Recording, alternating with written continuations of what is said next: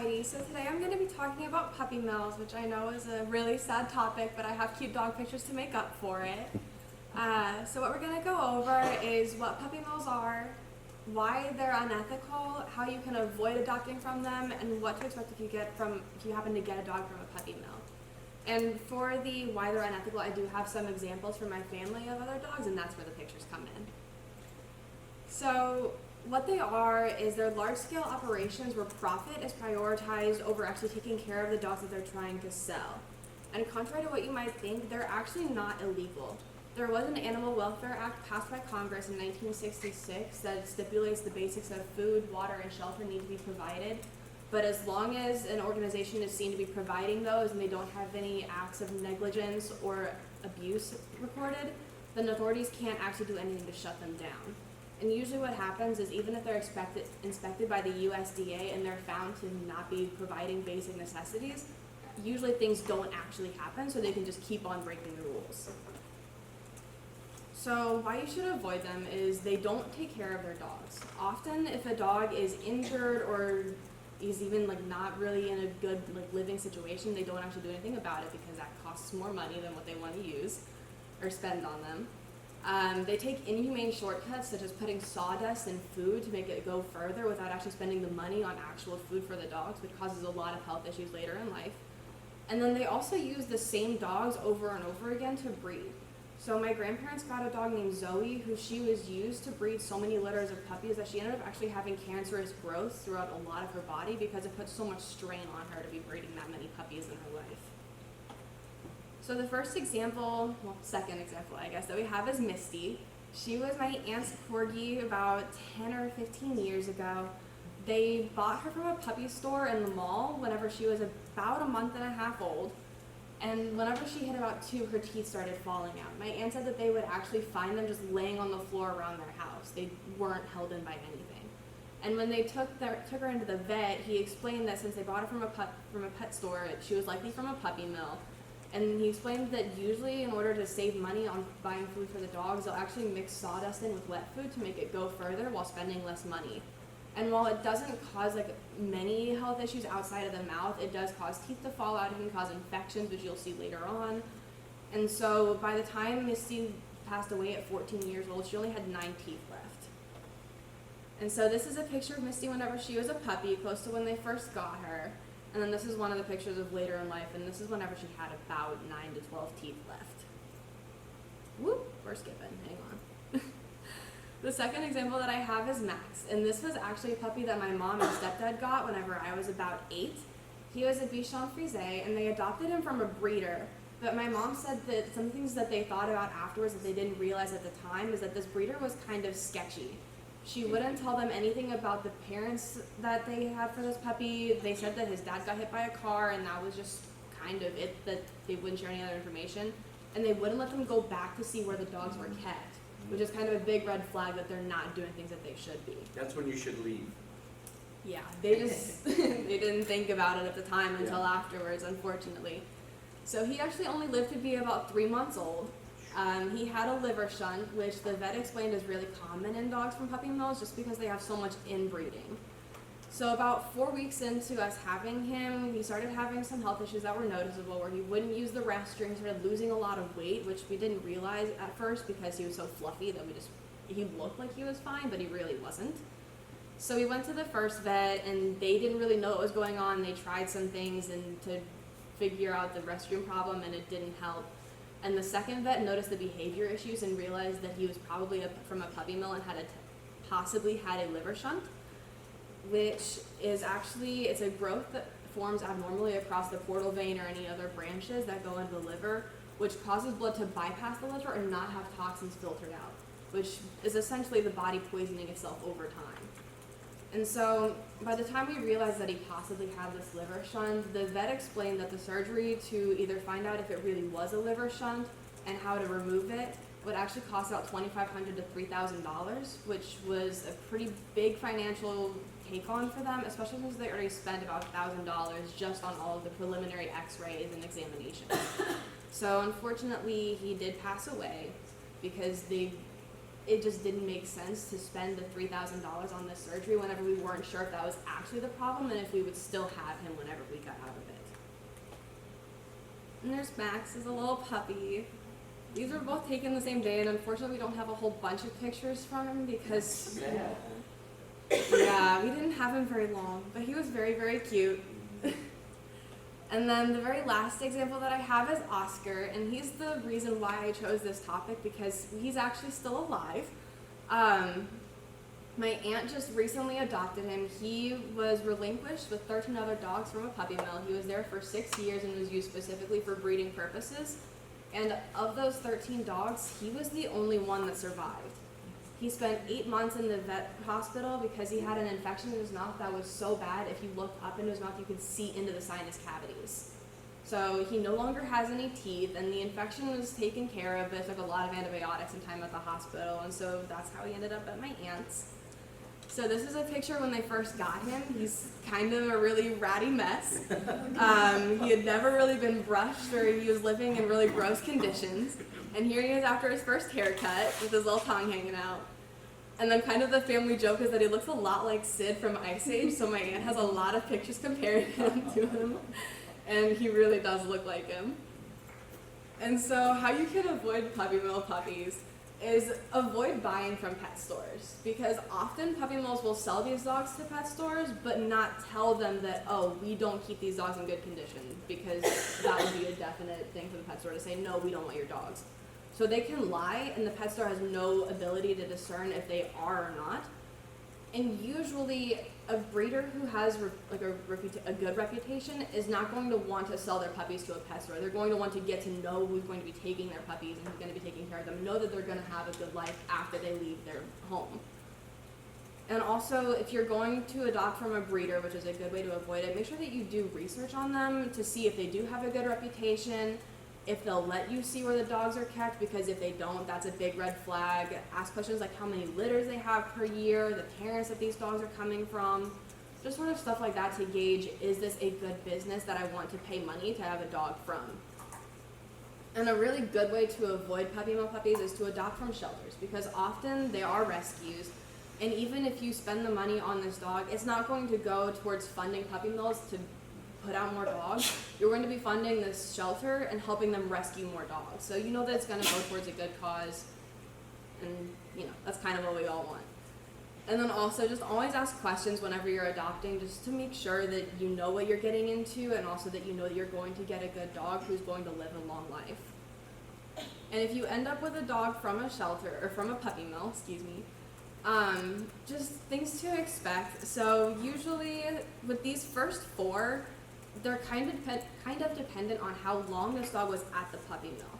So in the case of Misty, the corgi, she was only at the mill for probably about a month and a half before my aunt got her. So she really only had issues with the teeth that were falling out after a couple of years because of the food. Whereas with Oscar, who was there for 6 years, he had the major infection that you guys all know about. But then also, he actually is not potty trained at all, because in puppy mills, they don't really try to do that because that takes time and effort, and they don't really care. So they're not entirely sure that he will ever be able to be potty trained, just because he spent the first 6 years of his life not needing to. So he has to go around the house in diapers now. They love it. And also, with a lot of the older dogs, they might not socialize all that much, because they've never had human contact outside of the people that they were taking care of them. So for Zoe, who I mentioned briefly earlier, she would not leave her crate for about the first month that my grandparents had her. That was just her safe space, because that was where she had been most of her life. And as she acclimated to being in a home, she got better, but that doesn't always happen. My aunt said that with Oscar, you can't even look him in the eye still without him cowering away from you trying to hide. And for the first few weeks of having him, they wouldn't find him sometimes because he'd be hiding somewhere. And then also, this 4th one is specific to Oscar, but it also could be common in other dogs. My aunt told me that whenever they first got him, for about the first 3 or 4 weeks, if they picked him up and set him down somewhere, he would not move from that spot. So they had to pick him up, put him by his food bowl so that he'd eat, pick him up and put him outside to use the bathroom. Like, anywhere they set him, he wouldn't move from that spot. So now he moves around their house freely, but it took him a little bit to get used to the idea that he had all of this space, because in those 6 years that he was at the puppy mill, he had never stepped foot on grass. He had only been in his kennel or only in whatever small space they kept him in, so he just didn't know what to do with this much space to roam. And so that could be pretty common depending on how long this dog was there before you got him. And also expect the possibility of birth defects, because there is so much inbreeding in puppy mills, because they don't try to bring in new genes, they don't try to do anything to prevent these things. So things like the liver shunts that Max passed away from, those are really, really common, and definitely just be prepared for that to be a possibility if you get a small dog from them. And then also, as sad as it is, early death is a very big possibility if you have these possible birth defects or other major health issues that happen from getting a dog in a puppy mill, and it's really difficult to fix some of those, and also really expensive depending on what it is. So you're going to also rack up some pretty expensive vet bills possibly if you end up rescuing a dog from a puppy mill.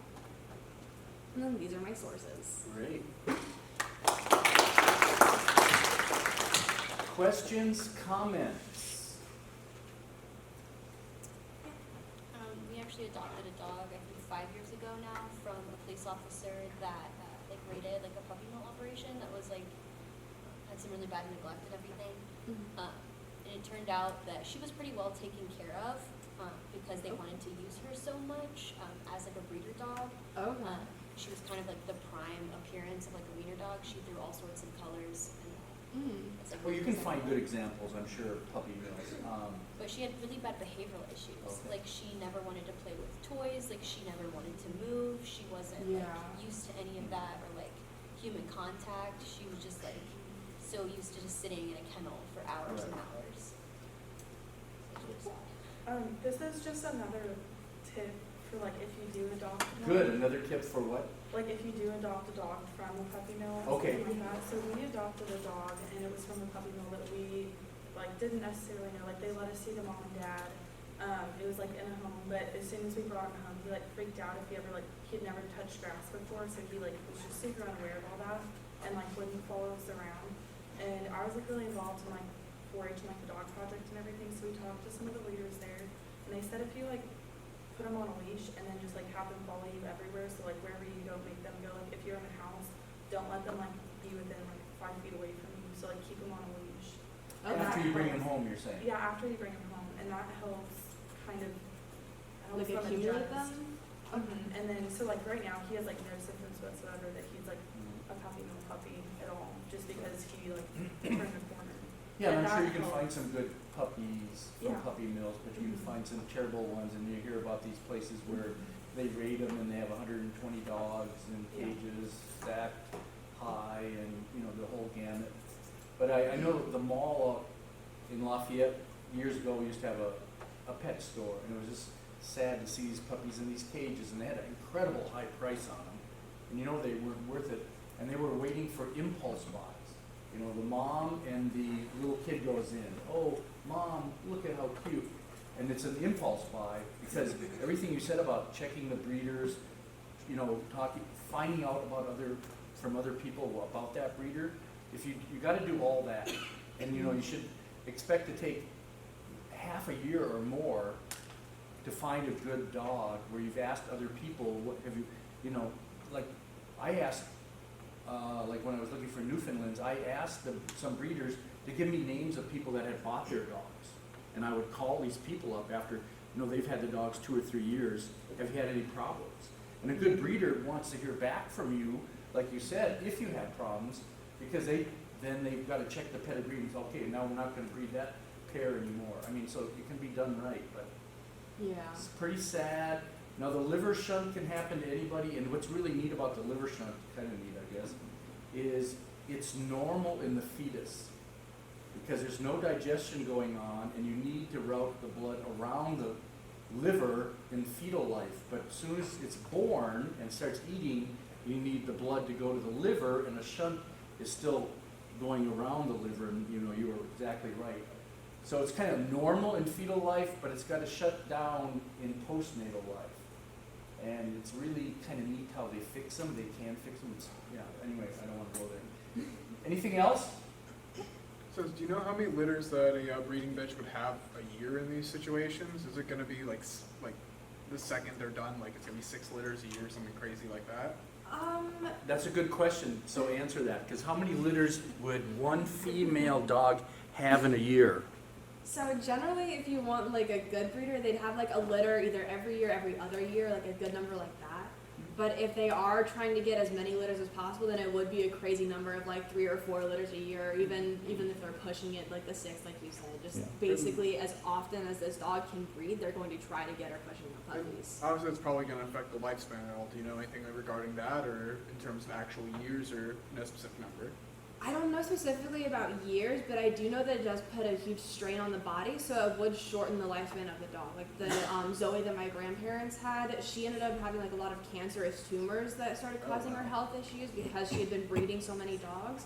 So it did shorten her life expectancy. Like she passed away quite a bit sooner than I think she should have. Were they mammary tumors or no? I think some of them were like. There were some that were mammary, and then there were also some just like elsewhere on her body that I think kind of stemmed from it, just because like it traveled, I guess, or sorry, I don't know the specifics of her case, but yeah, she did have just a lot of really cancerous growths. But I think they were mainly mammary tumors. Okay, one more question Oh yes. or comment. So with like There's also another Oh. puppy mills or like, is it generally like there's multiple dogs, or is it better like breeding, or can it be classified as just one? So it kind of depends on the operation, because some of them will only want to be like small scale, like run out of their house where they only have one dog that's breeding a litter of puppies at a time. But if there are larger scale operations that have like 100 dogs at a time, then they'll have multiple dogs breeding at like any given moment. Well, see, back to the question Ethan had. The thing is, dogs only have 1 or 2 ester cycles a year. So you'll never have a dog have 4 or 5 litters like a pig would or something like that. Or pigs don't even do it too, but even, you know, they're just going to have like 2 ester cycles in 3 years, or some say 3 ester cycles in 2 years. So they're not going to have pumping them out. We need to move on.